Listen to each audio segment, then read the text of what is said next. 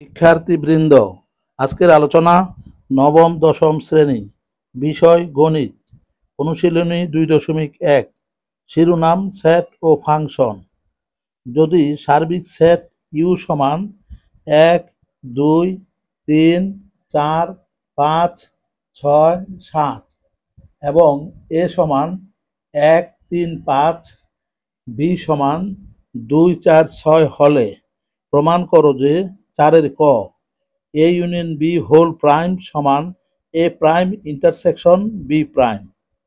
তাহলে দেওয়া আছে সার্বিক সেট ইউ সমান 1, 2, 3, 4, 5, 6, 7, এ সমান 1, 3, 5, বি সমান 2, 4, 6।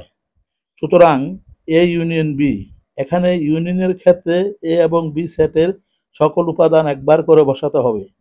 তাহলে এ ইউনিয়ন বি সমান 1, 2, 3, 4, 5, 6। সুতরাং লেফট হ্যান্ড সাইড সমান A union B whole prime সমান সার্বিক set minus A union B. এখন সার্বিক সেট থেকে এ ইউনিয়ন বি এর মান বাদ দিলে সর্বশেষ উপাদানটি থাকে 7, অর্থাৎ লেফট হ্যান্ড সাইড সমান 7। আবার এ প্রাইম সমান সার্বিক সেট মাইনাস এ। এখানে সার্বিক সেট থেকে এর উপাদানগুলো বাদ দিলে ফলাফল হবে 2, 4, 6, 7। আবার বি প্রাইম সমান সার্বিক সেট মাইনাস বি। এখানে সার্বিক সেট থেকে বি এর উপাদানগুলো বাদ দিলে ফলাফল হবে 1, 3, 5, 7। সুতরাং রাইট হ্যান্ড সাইড সমান A prime intersection B prime.